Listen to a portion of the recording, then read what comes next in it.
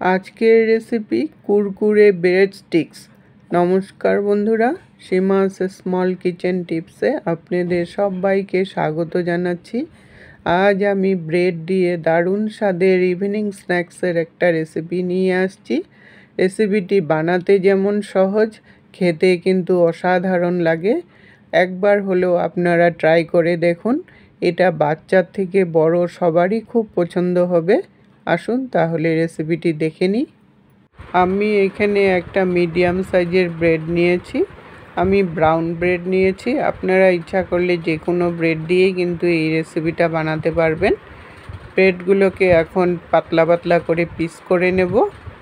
এইখানে আপনাদের কাছে একান্ত অনুরোধ রইল, আমার চ্যানেলে যদি নতুন বন্ধু হয়ে থাকেন চ্যানেলটাকে সাবস্ক্রাইব করে পাশে থাকা বেল আইকনটাকে ক্লিক করে অল অপশানে ক্লিক করে রাখবেন। সবার আগে নোটিফিকেশন আপনাদের কাছে পৌঁছে যাবে। রেসিপিটা যদি আপনারা ফেসবুক পেজ থেকে দেখেন তাহলে পেজটাকে ফলো করে নেওয়ার অনুরোধ রইল।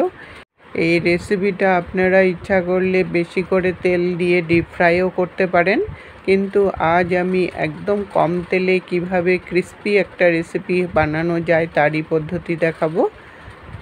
সবগুলো ব্রেড এরকম সরু সরু পাতলা পাতলা করে কেটে নিলাম। এখন ব্রেডগুলোর জন্য একটা ছড়ানো থালার মধ্যে আমি মশলা রেডি করে নিব। আর এই মশলাটা রেডি করতে হলে একটা ছড়ানো জিনিসের মধ্যে নেবেন, তাহলে খুব ভালো হবে, মাখাতে সুবিধা হবে। 4 চামচের মতো রিফাইন্ড অয়েল নিয়ে নিলাম। স্বাদ অনুসারে নুন দিয়ে দিলাম। হাফ টিস্পুন হলদি পাউডার দিয়ে দিলাম কালারের জন্য। হাফ টিস্পুন জিরা পাউডার দিয়ে দিলাম, তাহলে ফ্লেভারটা খুব সুন্দর হবে। আর 1 চামচ কাশ্মীরি চিলি পাউডার দিয়ে দিলাম, কালারটা তাহলে খুব সুন্দর হবে। ঝালের জন্য হাফ টিস্পুন লাল লঙ্কার গুঁড়ো দিয়ে দিলাম। লাল লঙ্কার গুঁড়োর জায়গায় আপনারা গোলমরিচের গুঁড়োও দিতে পারেন। গোলমরিচের গুঁড়োটা দিলে একটু কালো কালো ভাব এসে যাবে, তার জন্যই লাল লঙ্কার গুঁড়ো দিলাম। টক ঝাল মিষ্টির জন্য চাট মশলা দিয়ে দিলাম 1 চামচ। আর 1 চামচ আমচুর পাউডার দিয়ে দিলাম। একটু টকটক ভাবটা হবে, তাহলে খেতে কিন্তু খুবই ভালো লাগবে। এখন সব মশলাগুলো আগে ভালো করে মিশিয়ে নেব তেলের সাথে। এই মশলাটা কিন্তু খুব ভালো করে মেশাতে হবে, যাতে সব তেলের সাথে ভালো করে মিশে যায়। আর নুনটাও যেন ভালো করে গলে যায়, তাহলে ব্রেডের গায়ে সুন্দর করে লাগবে। সব মশলাগুলো ভালো করে মিশে গেছে, দেখুন কালারটাও কি সুন্দর আসছে। এখন ব্রেডগুলো দিয়ে তারপর চামচ দিয়ে ভালো করে মিশিয়ে দেব। এই মেশানোটাও কিন্তু খুব ভালো করে মেশাতে হবে, যাতে সব ব্রেডের গায়ে মশলাগুলো ভালো করে লেগে যায়। সব মশলাগুলো ব্রেডের গায়ে সুন্দর করে লাগলে তখন খেতেও কিন্তু খুব ভালো লাগবে। মশলাগুলো সব মিশিয়ে নিয়ে সামান্য পরিমাণে ধনেপাতা কুচি দিয়ে দিলাম। এই ধনেপাতা কুচিটা কিন্তু অবশ্যই দিবেন, দেখতেও ভালো লাগবে আর খেতেও কিন্তু ভালো লাগবে। ধনেপাতা কুচিটা দিয়ে আরেকটু ভালো করে মিশিয়ে নিলাম। আর এই মেশানোটা একটু ছড়ানো জায়গায় হলে তাহলে মেশানোটাও কিন্তু খুব সুন্দরভাবে মেশানো যাবে। মিশিয়ে নিয়ে আমার এগুলো ব্রেডগুলো কিন্তু একদম রেডি হয়ে গেছে। আমি এখন ব্রেডগুলোকে এয়ার ফ্রাইয়ে ফ্রাই করব। এই কাজটা কিন্তু আপনারা ইচ্ছা করলে ডিপ ফ্রাইও করতে পারেন। ডিপ ফ্রাই করলে তেলটা একটু বেশি লাগবে, তাই এয়ার ফ্রাইয়ে করলাম, তেলটা অনেকটাই কম লাগবে।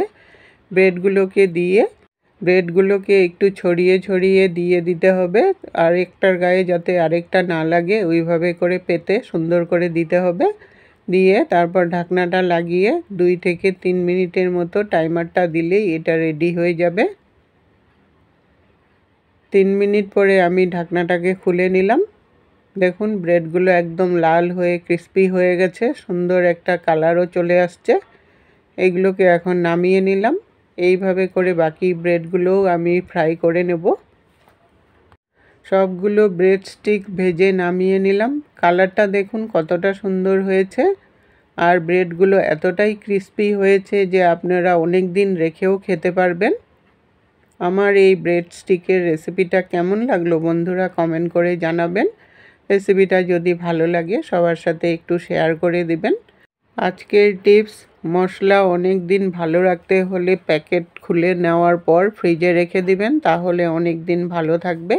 এতক্ষণ সঙ্গে থেকে বহুমূল্য সময় দিয়ে আমার ভিডিওটা দেখার জন্য অসংখ্য ধন্যবাদ বন্ধুরা। আবার দেখা হবে নতুন রেসিপির সাথে। সুস্থ থাকুন, ভালো থাকুন।